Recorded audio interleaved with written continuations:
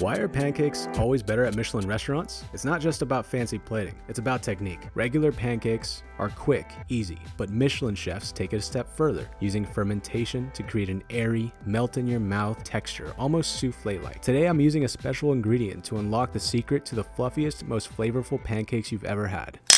Look, have you ever wondered why pancakes hit different at Michelin restaurants? I know we probably don't see pancakes at Michelin restaurants, but I wanted to say in this video, what if we took them the extra mile to make them that much better so we would want to serve them at a Michelin restaurant or even just a really good restaurant? Okay, let's just take it there. This is what I would do if I served them at a really good restaurant. And this is a lot easier than you think. This is not a souffle pancake. How did I get it this fluffy? There are two reasons why it's this fluffy. These ingredients are exactly the same as my Why It's Always Better at Restaurants video, but there's one added ingredient that makes this so much better. So to begin this, I'm only gonna mix together 3 ingredients to start. Yeast, then I'm gonna add in my buttermilk. The reason for adding buttermilk is the acid reacts in this batter, causing it to add more bubbles, which makes it more fluffy. So I mix up my yeast with the buttermilk, then I'll toss in only about half of my flour, just until it comes together. See? No overmixing here. As you can see, there's still a lot of clumps. That's what we want right there. Then I'm covering this with some plastic wrap, and I'm gonna set this aside for about 30 minutes to an hour. You could put this somewhere a little bit warm, somewhere that it's not too cold because it's kind of chilly during the winter time right now. And then when we come back to it, you'll see that it grows in size by a bit, and it has all of these bubbles already. And it smells really good, almost like a sourdough. Can you tell the difference right now? What is the ingredient that I've added to this to make this so much better? The answer, my friends, is good old yeast. You see, with baking powder only, we get bubbles. They're nice, small air bubbles that cause the pancakes to be fluffy. But when we add in the yeast, we get the leavening agent and fermentation to create these large air pockets. So you see what I mean? Just adding this one ingredient is gonna make them so much more fluffier. But it's not just the ingredient that I'm adding to this to make this better. It's also a technique that I'm gonna show you that it makes so much sense. You're gonna see right now. Set the risen stuff aside. And then what I like to do is what's called the muffin method. All the wet ingredients are going to get mixed together before adding it to the dry, just so we don't overwork this pancake batter. So I'm talking about the eggs, the melted butter, and then the sugar. These all just get whisked up until nice and smooth, and then we're not going to overmix our batter. You can then toss this directly into the yeasted batter. Now we can add in the rest of the flour and then the rest of the baking powder, pinch of kosher salt, then just mix it until it comes together. And I don't know if you can hear this, all these bubbles. It sounds like that snap, crackle, pop cereal that you used to have when you were a kid. You know what I'm talking about? Okay, so I'm just mixing this up, not too crazy.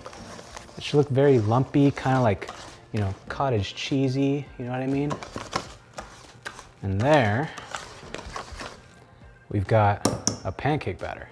It's got some bounce to it. It's got some jiggle to it. Like, this is not an ordinary batter. I mean, just look at how it jiggles. You see, like, you know, like a normal batter, it would kind of like be liquidy, but this is just, my gosh, it's just jiggle, jiggle. It doesn't have any give.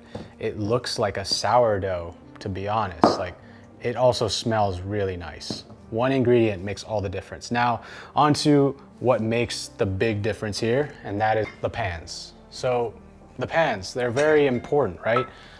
This is something people don't really think about with pancakes. I mean, it's in the name though, pan.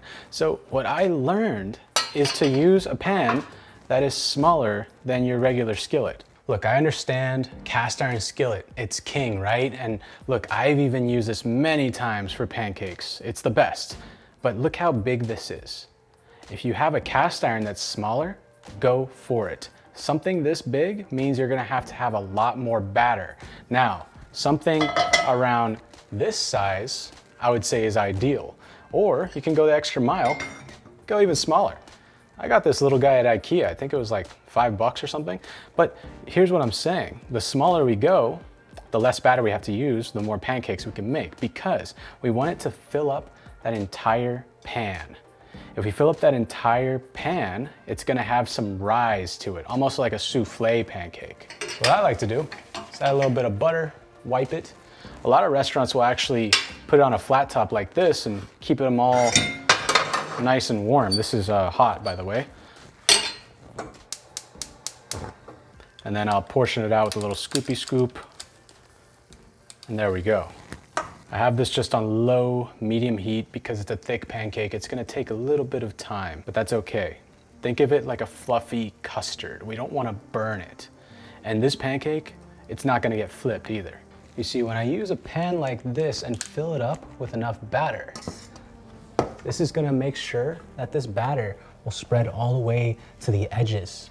You know, in a bigger pan, you don't get that unless you put a ton of batter. And no one wants a giant, I mean, yeah, a giant pancake sounds good, but look, if you wanna make enough, then you're gonna need a smaller pan. So check this out, see? It's going to the sides, it's going to the walls.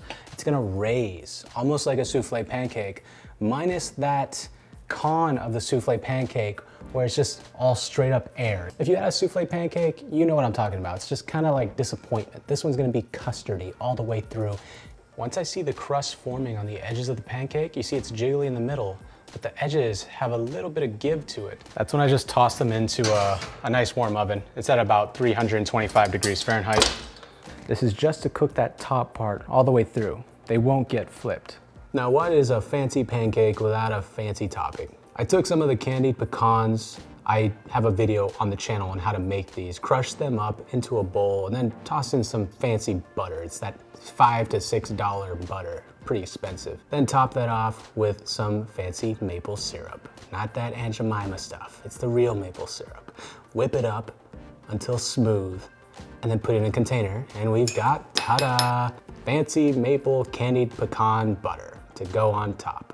After about 5 minutes in the oven, you'll see there's no more jiggle on the top. That's when you can release the cake from the pan, and there you go. You're left with a beautiful, thick, fluffy, luxurious pancake all the way through. Look at how thick and beautiful this guy is. It's kind of like a mix of souffle pancake and luxurious pancake, but unlike a souffle pancake, it's not just straight up air. You've got an actual luxuriousness all the way through. It's custardy, it's delicious.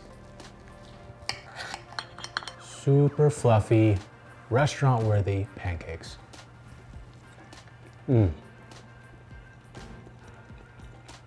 It's custardy, fluffy, not too light.